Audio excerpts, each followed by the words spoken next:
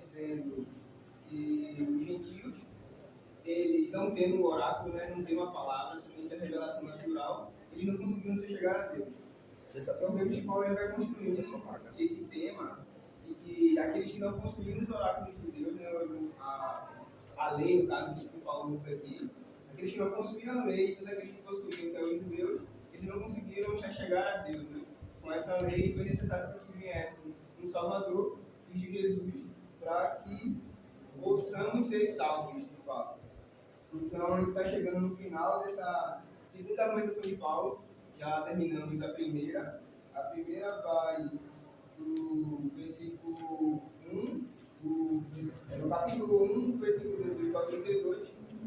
E esse segundo tema vai do capítulo 2, versículo 1, até o versículo 8 do capítulo 3, que é o que vamos ver hoje. Vamos ler do versículo 5 ao versículo 8 do capítulo do livro de Romanos.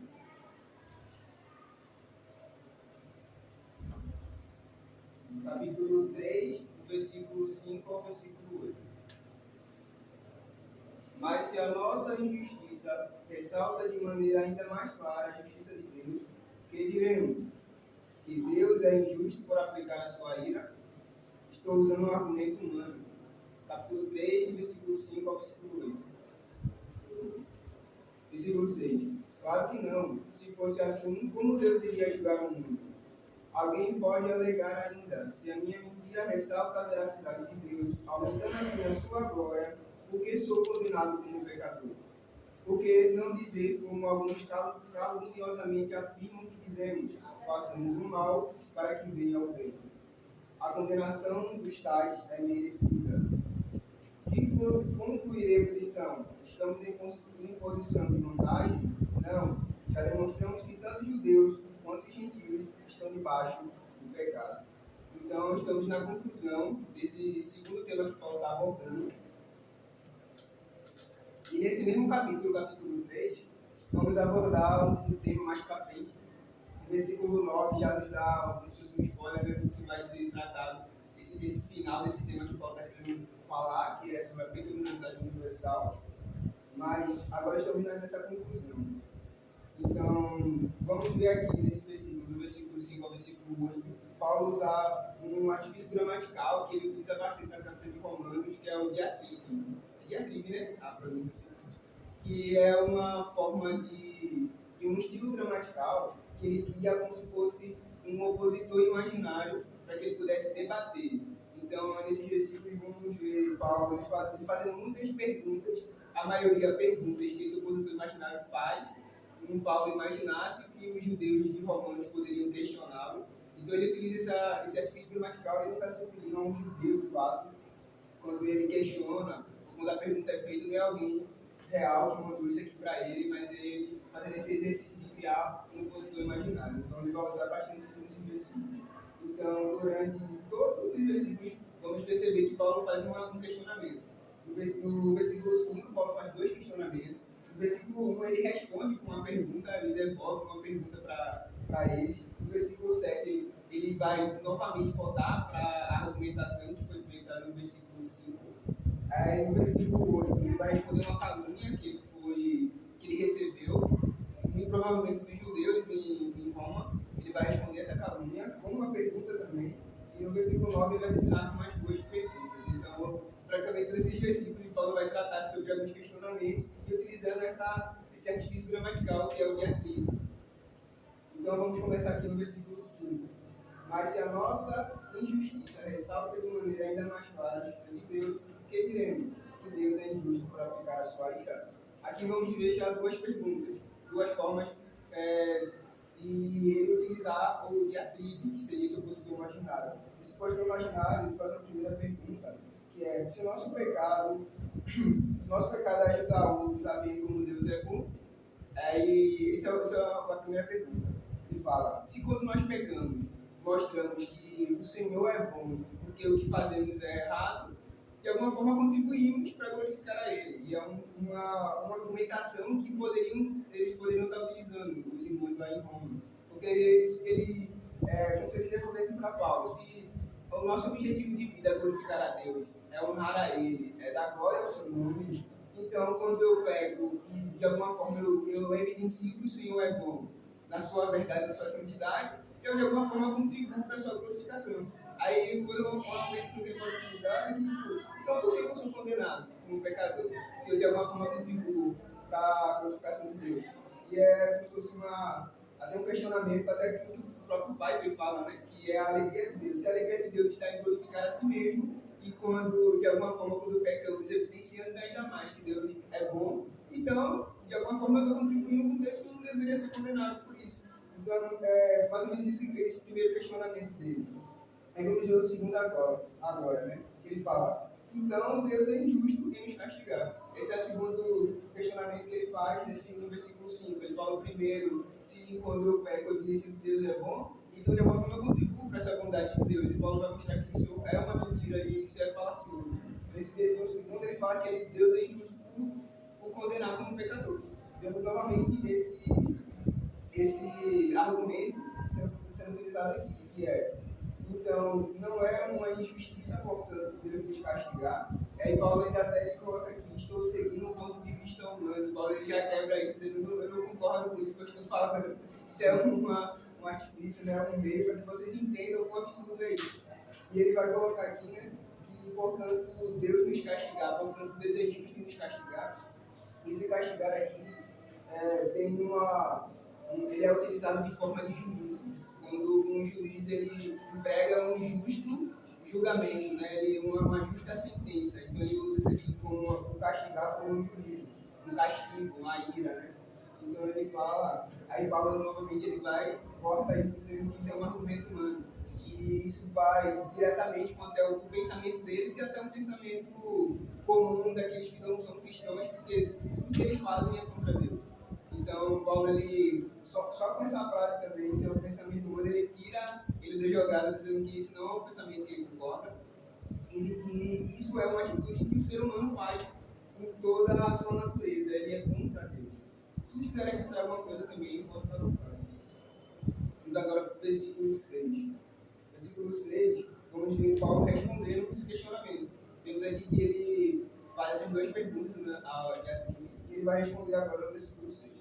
A resposta de Paulo, versículo 6, é essa: certamente que não. E ele faz, de fato, uma afirmação dizendo, certamente que não. Seria como, o Abílio ele traduz aqui, seria como uma expressão, Deus me livre, ou Deus não permita, é fosse uma expressão direta mesmo, Deus me livre, Deus não permita que isso aconteça, para mostrar uma total aversão a essa fala.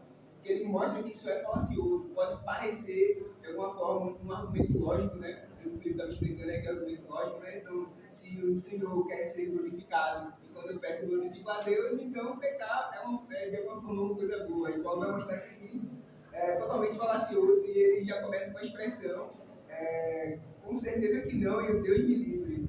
Ele usa isso nessa expressão. Vamos aqui agora o argumento de Paulo, por que isso é errado. Paulo vai argumentar no versículo 3, e vamos ver ele utilizando uma pergunta para argumentar também. O argumento falacioso dele. E para argumentar, ele vai utilizar dois argumentos. Um argumento escatológico, e um sentido, para entender também um argumento teológico. Que ele vai falar, ainda no versículo 6, a partir dele, que se fosse assim, como Deus poderia julgar o mundo? E ele agora vai utilizar um argumento escatológico para explicar o porquê que essa afirmação é errada.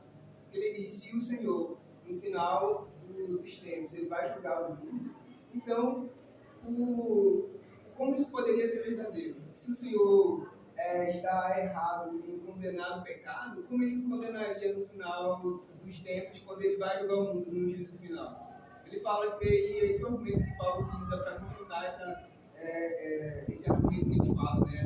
essa pergunta que eles poderiam ter feito, ou poderia ser o pensamento deles na época. E a escatologia, ela não vai falar sobre isso, né? Porque a doutrina do futuro, que Deus vai julgar as obras dos homens. Ele vai julgar de acordo com o que você tiver feito. E para termos uma visão geral, eu peguei algumas referências aqui também do livro do Webster Maia, da Confissão, do Westminster, do Catecismo, e eles vão fazer uma separação minuciosa do que seria o juízo final. no final, ele vai falar que Deus já determinou um dia. Esse dia haverá e o Senhor já determinou. E somente Ele sabe quando esse dia vai vir. E durante esse dia, vemos também que é onde será jogado os vivos e os mortos. A palavra fala que tanto os vivos, tanto os mortos, como também os anjos apóstolos serão julgados. Aqueles que são salvos, eleitos, eles julgarão juntamente com Cristo. Aqueles que serão condenados eternamente e aqueles que são os eleitos, eles serão salvos eternamente. Então, já tem um dia determinado e onde o Senhor Jesus ele julgará os vivos e os mortos.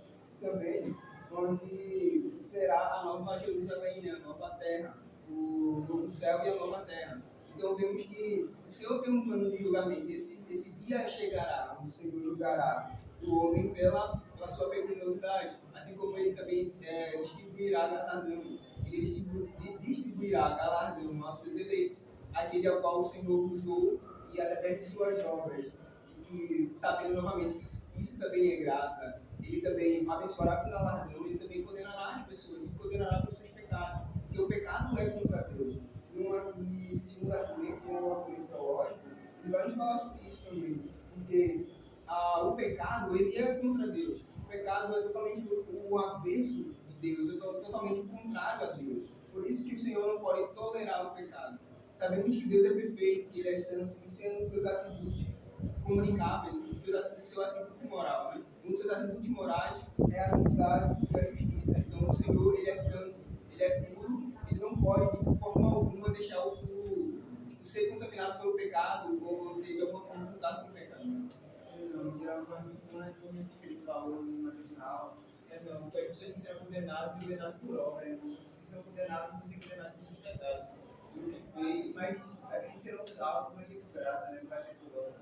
Fazendo esse contraste, né? E os que serão condenados no inferno serão condenados por obra, mas aqueles serão salvos, se salvos por graça.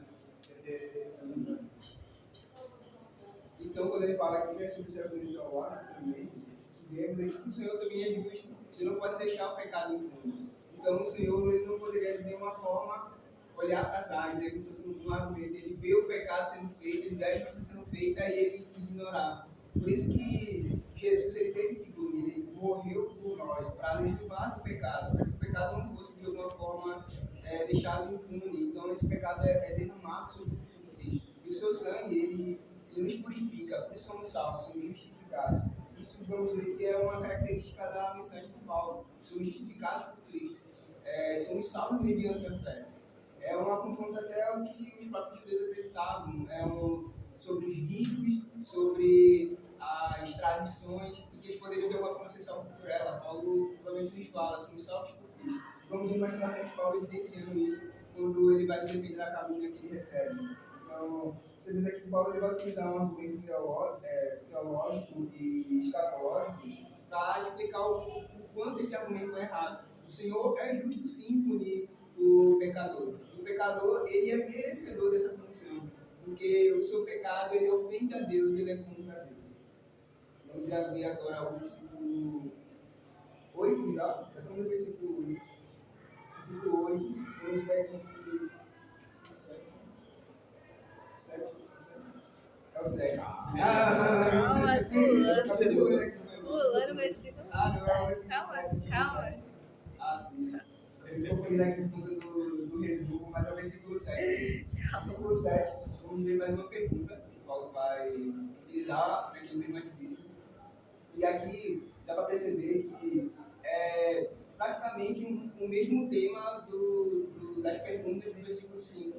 É como se Paulo estivesse escrevendo e no meio da sua argumentação, para que ele explicasse quão absurdo é isso, ele colocasse o versículo 6, mas ele voltasse para a argumentação do versículo 7. Então, o mesmo tema que é tratado no versículo 5, de que o Senhor é injusto por condenar o pecador, sendo que o pecador ele glorifica a Deus de alguma forma, ele vai tratar novamente no versículo 7.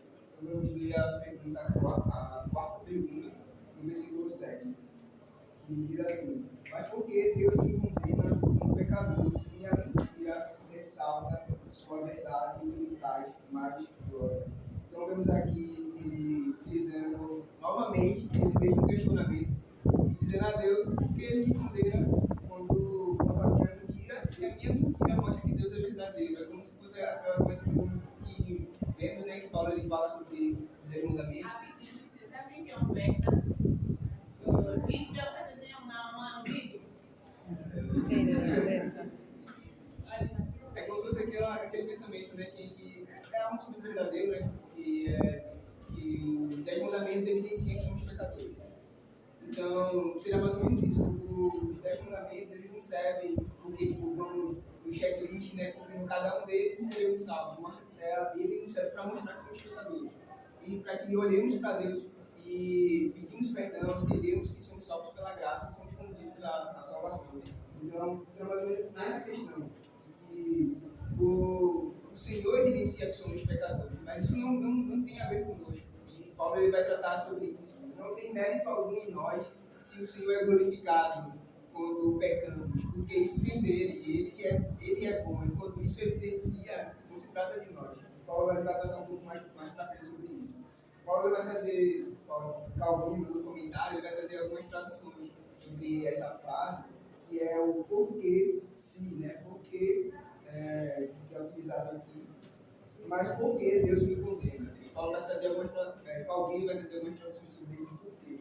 Pode ser usado com então, pode ser utilizado como deveras também, na verdade. Fala, na verdade, porque o Senhor me condena. Ou deveras o Senhor está me condenando. Então, vemos que ele está tratando sobre essa pergunta. E ele vai trazer aqui, vai estabelecer de uma forma lógica o que era o pensamento desse judeu. Que é esse confronto que ele está fazendo para aquele judeu em Roma. E ele vai tratar sobre como é, então, essa argumentação, o que ele acredita. Então, nessa argumentação aqui, vamos ver aquele raciocínio lógico que fala no início, que ele vai tratar sobre o primeiro. Se a verdade de Deus é realçada, em certa medida, e ela é estabelecida por meio do meu pecado, se de alguma forma eu contribuo para que mostre que o Senhor ele é glorioso, então, esse pecado não deveria ser condenado, ou não deveria ser ruim pecar, essa argumentação. Ele fala, e por isso, mais glória lhe é atribuída. Então, seria mais ou menos esse raciocínio lógico que o Calvino vai fazer essa separação para a gente entender. Que esse é o que eles falam, ó. Se de alguma forma o meu pecado realça a bondade de Deus, se a minha mentira realça a verdade de Deus, se a fidelidade de Deus realça a infidelidade realça a fidelidade de Deus. Então, de alguma forma, eu contribuo a sua glória e na terceira argumentação. Então, é completamente injusto que eu seja condenado por isso. Mais ou menos é isso que o Paulo vai organizar isso para a gente, para entender também o questionamento dele, porque então o Senhor ele tem direito de me condenar, que é isso que ele fala no versículo 7, né? Mas porque Deus me condena como pecador, o Paulo vai dizer, ou porque deveras eu devo ser condenado, ou porque na verdade o Senhor me condena. Então ele vai trazendo o Paulo aqui algumas possíveis traduções para essa passagem. E novamente explicando esse argumento que eles têm acerca do que é pecado, né? De fato. Nesse versículo 7, novamente vemos essa conexão com o versículo 5.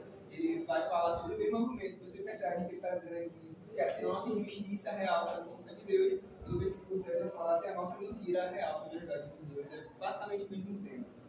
Vamos agora para o versículo 8. Eu queria falar uma coisa sobre que é bom te relembrar que o pecado é um insulto contra a glória de Deus.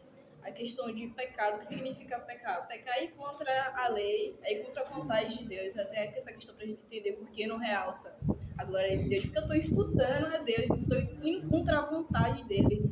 Logo não faz sentido, logo não tem... tipo, essa pergunta que ele está botando aqui como diatribe, né?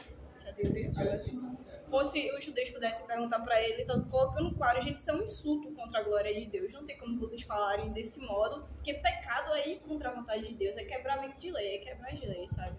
Acho que é isso que a gente tem que lembrar. E também vai vir contra a justificação, porque, como entendemos a justificação pela fé, há um processo que quando Deus alcança, não somos mais escravos do pecado. Como ele fala, não somos mais escravos do pecado, então não vivemos mais o pecado como vivíamos antes. Ele fala que aí o nosso pecado já não é rotineiro, mas não vai dizer que a gente não vai deixar de pecar. E a gente vai pecar, ainda porque somos pecadores até a volta de Cristo.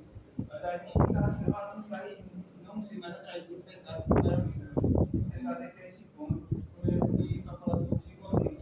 Ele coloca que Deus não vive pecado, mas se é escravo dele. Porque iremos já estar no pecado, mas não somos mais escravos dele. Se o Senhor, né? E uma evidência disso é o arrependimento. Quando o arrependimento, a culpa chega no nosso coração, porque o Espírito Santo não vai conduzir nós a se arrepender, a voltar para Deus e novamente o adorar. Né? Então, agora começar o versículo 8. No versículo 8, vamos ver três coisas aqui que Paulo vai tratar, e respondendo agora a quinta pergunta, no caso, citando agora a quinta pergunta, que é assim no versículo 8. Por que dizer, como alguns caluniosamente afirmam, dizemos, façamos o mal para que nos venha o bem? A condenação do Estado é merecida. Aqui Paulo ele vai tratar sobre três coisas que dá para percebermos aqui. E a primeira frase, ele vai tratar da primeira frase, né? Pratiquemos males para que venham o bem. Novamente, isso é uma diatribe, né? E agora Paulo está, nesse versículo, ele vai responder uma calúnia que ele recebeu. Primeiro vamos ver qual foi essa calúnia, né? O que foi essa fala, e depois vamos ver a defesa do Paulo. O Calvino ele vai novamente traduzir essa palavra, traduzir novamente o texto, de uma outra forma, ele vai traduzir assim: e por que não se diz logo, como caluniosamente somos acusados, que praticamos o mal para que surja o bem? Então vemos aqui uma outra tipo de tradução. Ele fala como, porque vocês não dizem logo, né? Porque vocês não utilizam logo esse argumento que já é utilizado no caminho. Já somos acusados. Ele até traduzir dessa forma, né? Já somos acusados. E fazemos o mal para que surja o bem. Estava vendo na mensagem do Nicodemos, ele fala que essa argumentação pode ser muito porque uma afronta ao ministério de Paulo. Porque Paulo, sendo judeu, ele teve encontro com Cristo e pregava agora o Evangelho de Cristo Jesus. E que as tradições, elas poderiam, de certa forma, sendo judeus, poderiam praticá-las, mas de que a sua salvação não dependia delas, não dependia de nenhuma tradição, não dependia de nenhuma oferta, de nenhum, entre aspas, sacrifício, né, que eles faziam, né? Mas de uma fé em Cristo Jesus. E todos esses símbolos, eles apontavam para Cristo, e essa salvação vinha para Cristo. Então, não há em nós obra alguma, né? Então, a gente poderia utilizar essa mensagem de Paulo, que é através de Cristo, para mudar essa fala de Paulo e dizer que é porque não praticamos o mal para que surja mais bem. Vai ter um versículo, né, que Paulo vai tratar sobre isso, não sei se eu anotei aqui. Ele vai falar, continuaremos a pecar para que a graça seja mais abundante. Ele fala com certeza que de forma nenhuma devemos a fazer isso. Porque a sua fala não é essa, né? Que podemos praticar o mal, que o Senhor nos trará bem com sua misericórdia, com sua graça. Mas de que a evidência, né, de que somos salvos, de que somos transformados por Cristo, é de fato as obras, né, que vamos ver sobre a fé verdadeira e a fé falsa.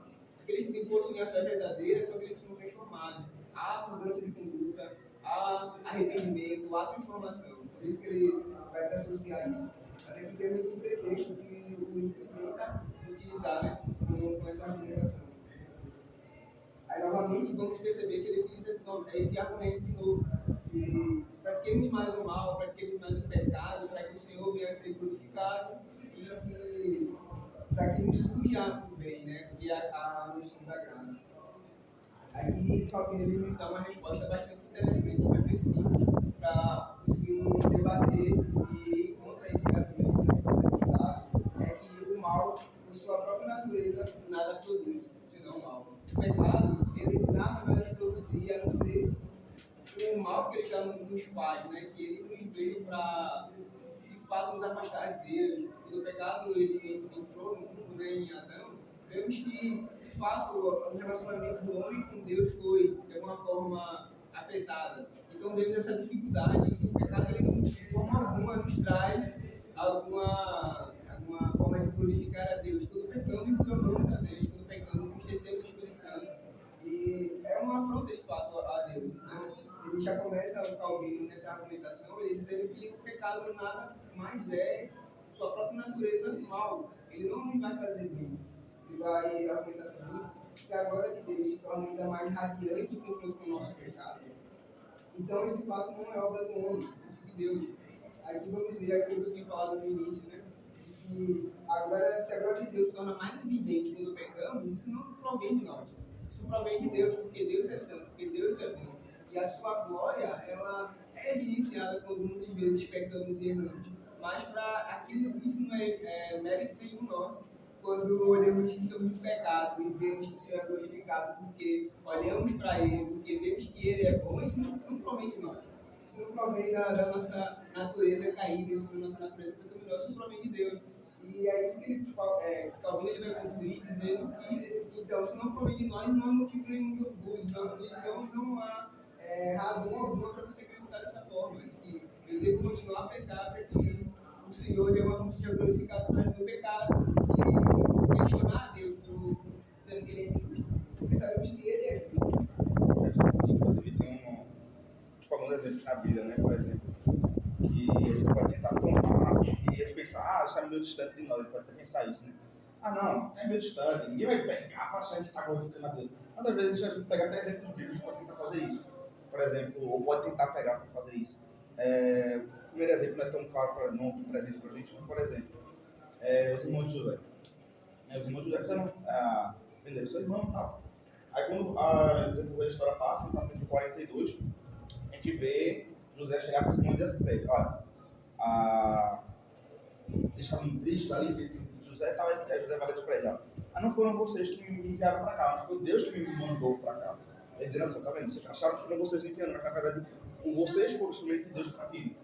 Aí a gente pode pensar, tá vendo? Até as coisas erradas que a gente faz, pode ser Deus usando as nossas coisas erradas para que Ele possa fazer o seu propósito cumprir.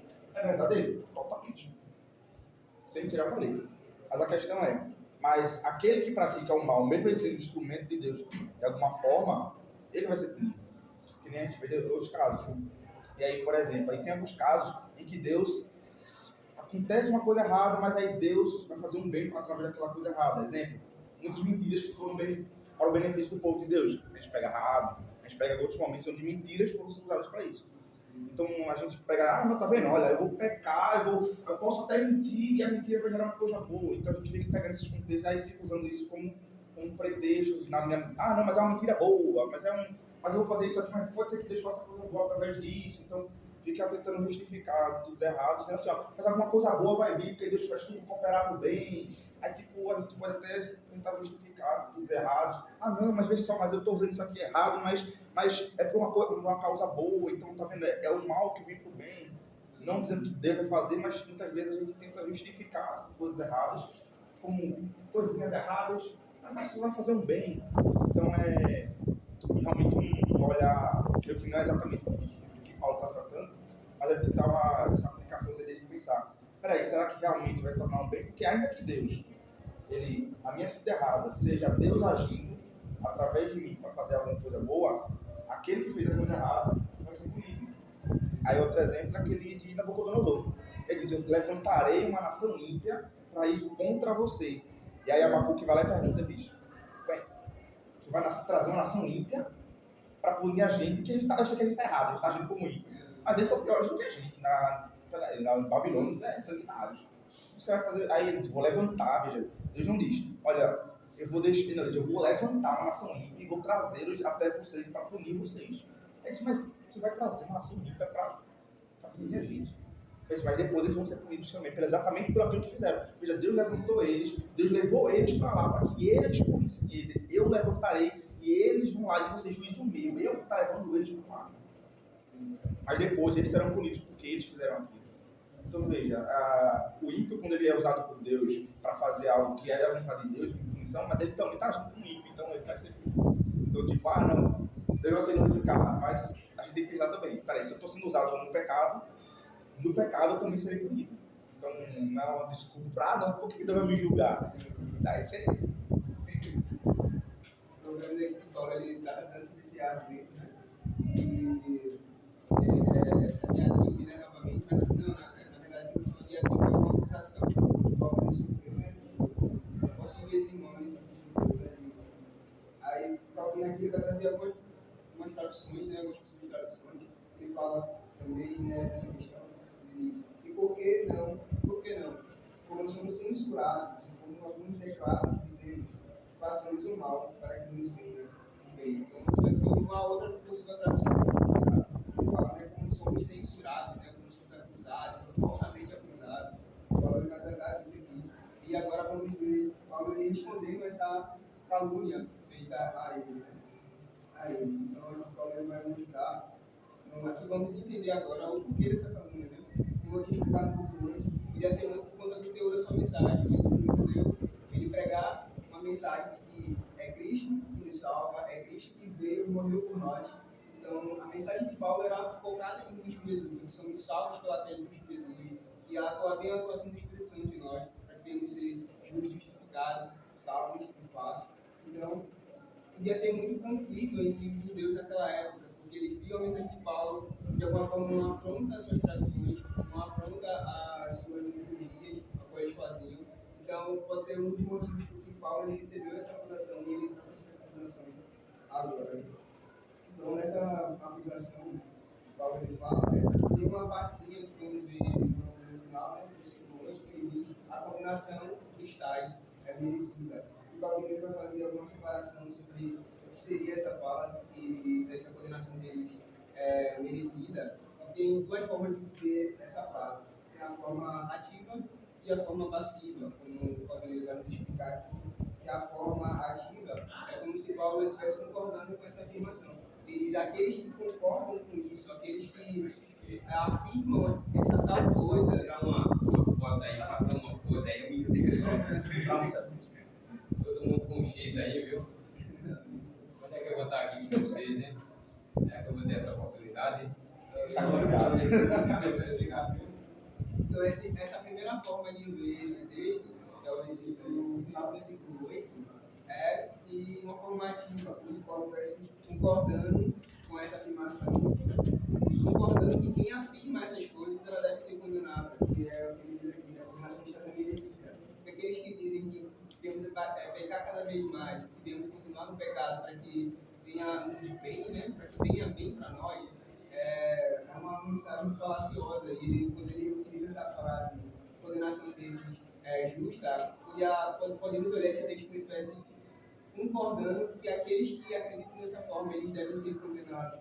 Mas existe uma forma também passiva, que ele estaria discordando dessa fala e se utilizando dessa outra forma de falar, né, que utiliza a condenação dos tais é merecida, para dizer que aqueles que falam isso, aqueles que caluniam ele com essa afirmação, devem ser condenados. Calvino ele vai ficar com essa segunda forma, que é a forma passiva, e ele está, de fato, condenando aqueles que afirmam isso do seu evangelho, ou podemos entender que ele está concordando com essa fala, dizendo que eles que concordam com isso, com essa fala caluniosa deveria ser, a sua condenação é justa. Agora vamos para o versículo 9, vamos começar agora no último versículo. Paulo ele vai tratar sobre agora as duas últimas perguntas, que vai ser agora o início do tema principal dele, que é a pecaminosidade universal. A partir da aula que vem, vamos tratar sobre esse tema, a pecaminosidade universal. Tratando dos gentios e dos judeus, agora de forma mais universal, que era aqui que Paulo estava querendo chegar.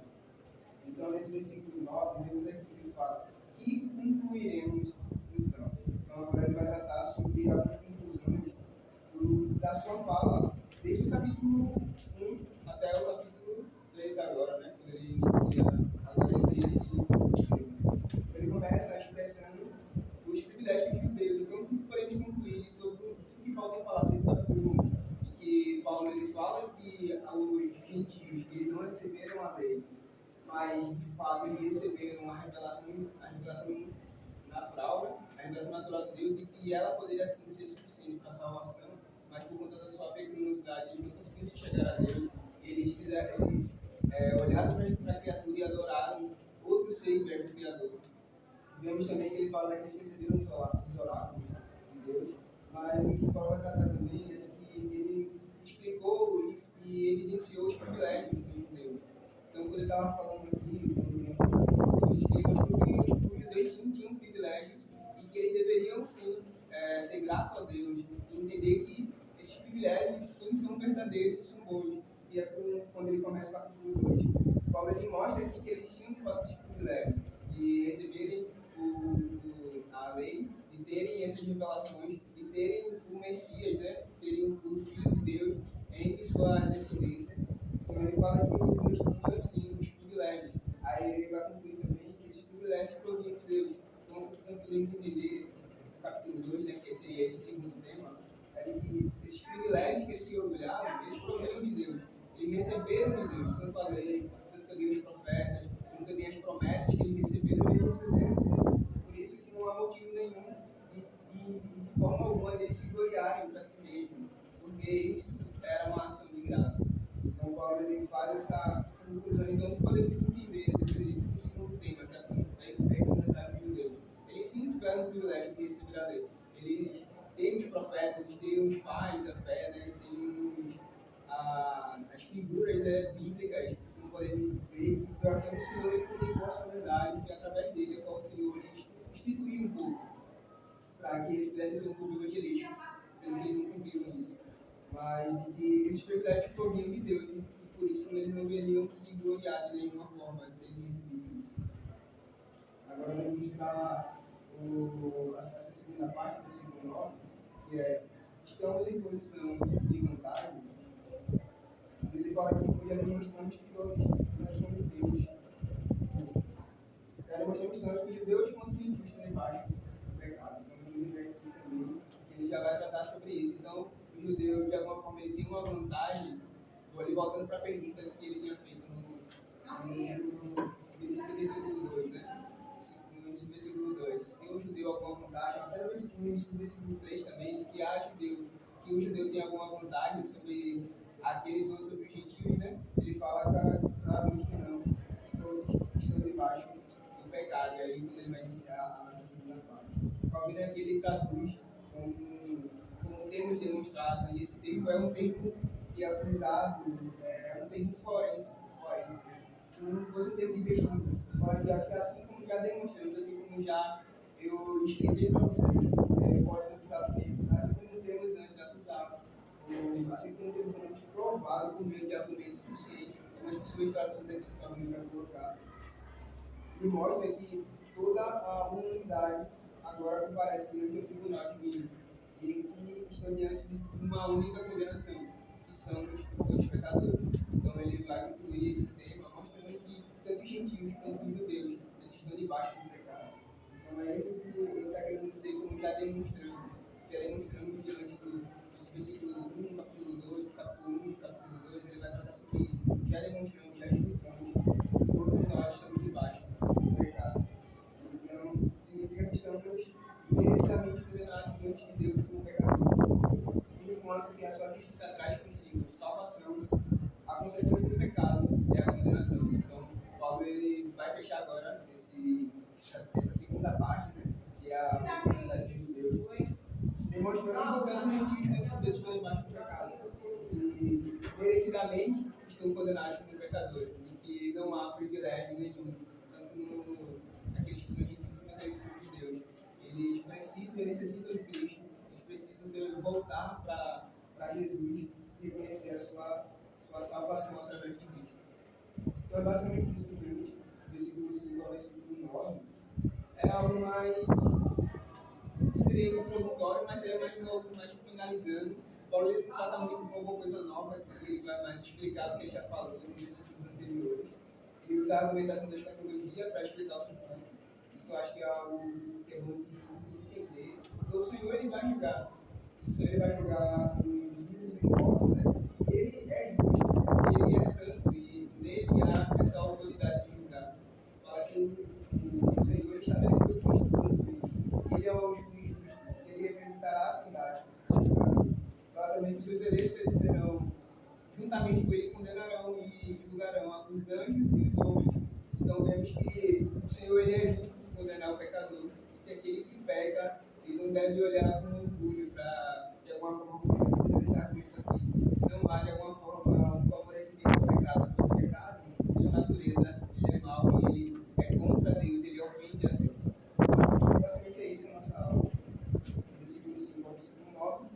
Próxima aula, vamos já começar com o tema pecaminosidade universal, né? Vamos tratar sobre a total depravação, e de uma forma mais geral, vamos concluir isso. Eu também queria falar alguma coisa.